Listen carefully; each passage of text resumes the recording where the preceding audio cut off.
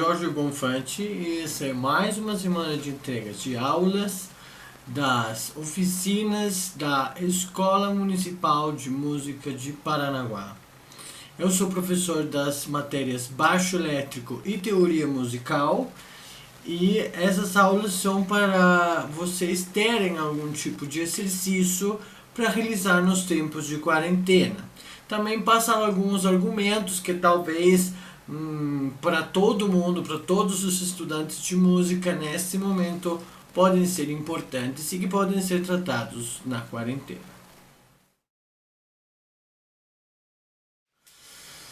Nessa videoaula vamos conversar a respeito das alterações que as notas têm e o semitom e o tom inteiro, né?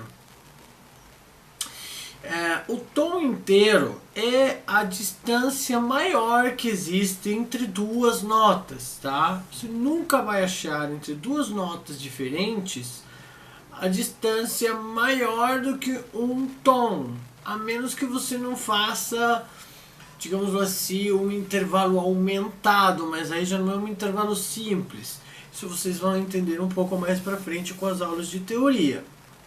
Mas se eu tenho, por exemplo, um Dó e um Ré, a maior distância que eu vou ter vai ser de um tom. Existe também a menor distância que eu vou ter entre duas notas naturais, que é o semitom, que é o que acontece entre as notas Mi e Fá e Si e Dó. Por exemplo, aí não temos um tom inteiro, temos meio tom de distância entre uma e a outra. Como eu falei anteriormente, o meio tom é o menor intervalo adotado entre duas notas na música ocidental, tá? No sistema temperado, que é o sistema que a gente usa, tá? Na verdade, aí tem uma pequena diferença entre o sistema natural e o sistema temperado, né? O sistema natural é fundamentado em cálculos acústicos e define com precisão o número de vibrações para cada nota, as relações entre elas estabelecidas, certo? Nesse sistema, o Si bemol e o Lá sustenido são duas notas diferentes, tá? Mas aqui, com esse episódio, o que a gente pretende é tirar as dúvidas sobre a enarmonia das notas. A enarmonia das notas é o conceito de terem duas notas com diferente nome, mas com o mesmo som. Por exemplo, Dó sustenido é Ré bemol, Mi bemol é Ré sustenido, Si bemol é Lá sustenido. São duas notas que soam iguais, mas chamam diferente. No sistema natural, isso era dividido entre cons, como era chamado, e é a nona parte de um tom. Isso cria um desequilíbrio na hora de dividir essa distância de tom. Então você sempre vai ficar com 5 e 4, ou 4 e 5. O que poderia ser feito, no caso era 4, 1, 4 de distância, dividido esse tom em 9, aí você poderia ficar com duas distâncias iguais. Mas o problema disso é que como você vai definir essa nota no meio? Então o que você decidiu fazer? Você decidiu cortar esses 9 cons em 4,5 e 4,5 de um lado e do outro. Tá? Isso com respeito às notas enarmônicas, ou seja, por exemplo, o Dó sustenido e o Ré bemol, tá? Isto no sistema temperado representa o abandono da perfeição da afinação absoluta, ou seja, você nunca vai ter uma afinação 100% precisa. Isso, sobretudo, você pode considerar os instrumentos analógicos ou de fricção, como são, por exemplo, o violão, né? O violão, ele tem depois de uma certa casa, nenhum violão é afinado. É muito difícil que ele seja afinado, porque, obviamente, ele quer respeitar o sistema temperado Mas infelizmente a física e os cálculos físicos chegam a um ponto em que eles não quadram mais com o sistema temperado, tá? Isso não quer dizer que todos os violões do mundo são desafinados depois de uma certa parte aguda para frente, mas muitos são, assim, a maior parte, tá? Então, graças a esse sistema temperado, a gente vai pegar um termo que é a escala temperada, tá? Então, isso é o que a gente viu da outra vez, que deveria ser a escala maior de Dó, né?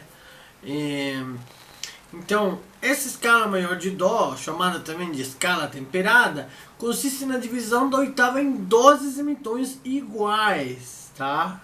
Iguais. Então, os instrumentos temperados são os instrumentos de som fixo, ou seja, que não tem possibilidade de afinação in situ, certo? Por exemplo, os temperados são piano, órgão, teclado, enfim. Esses produzem notas na escala temperada, ou seja, a proporção deles sempre vai ser a mesma e as notas sempre vão ser as mesmas. Agora temos os instrumentos não temperados, que são os instrumentos que não têm som fixo. Por exemplo, o violino, o trombone, o canto, o contrabaixo, certo? Por quê? Porque eles não tem, primeiro que nada tem as cordas, né? Que você pode alterar a afinação dessa corda e você pode alterar também o temperamento, entre aspas, das notas que vão sair dessas cordas, certo? E por que a gente está falando tudo isso a respeito de escala temperada e afinação temperada? Porque para explicar os acidentes, é necessário saber o que é essa escala temperada. E se a gente for visualizar as notas da escala temperada, elas são as notas brancas do piano, tá? Quando a gente fala de notas brancas do piano, fala das notas naturais, ou seja, sem alteração. Por isso existem as notas pretas, que são as alterações de cada uma dessas notas. Daí você pode se perguntar, mas você antes não falou que no sistema natural tinha diferença entre Ré bemol e Dó sustenido? Por que não tem duas teclas? Por que não tem o Dó sustenido e o Ré bemol? E é exatamente pelo que eu falei anteriormente, pois para evitar essa diferença de som entre o Dó sustenido e o Ré bemol, que era uma diferença muito ínfima, muito irrelevante, entre aspas, se decidiu por dividir esses 9 cons na metade, exatamente na metade. Ou seja, se são 9, eu não vou dividir 4, 1 não é 4, eu vou dividir 4 e meio e 4 e meio para frente, tá? Então, para falarmos sobre essas alterações, é necessário entender aonde que elas podem estar, certo? Onde que elas têm a possibilidade de estar. E elas têm as posições bem claras, tá? Existe uma posição bem clara onde elas sempre vão se repetir, tá? As teclas pretas são divididas em 2 e 3. É uma sequência de... Então, 2 pretas primeiro e 3 pretas depois, tá? Então, elas vão ser Dó sustenido, Ré bemol, Ré sustenido, Mi bemol. Entre o Mi e o Fá não vai ter tecla preta, mesmo em algumas situações existindo a escritura de Mi sustenido, tá? Ou de Fá bemol. Existe, por quê? Porque chega um ponto em que para você ter que construir algumas escalas maiores, você precisa colocar um bemol no Fá. Mas, como falado anteriormente, vai primar o conceito de enarmonia, ou seja, Fá bemol soa igual que o Mi. Mi sustenido soa igual que o Fá, tá? É importante vocês saberem isso, porque se vocês passam por cima disso, sempre vão estar se confundindo e nunca vão ter a proporção clara das notas que tem.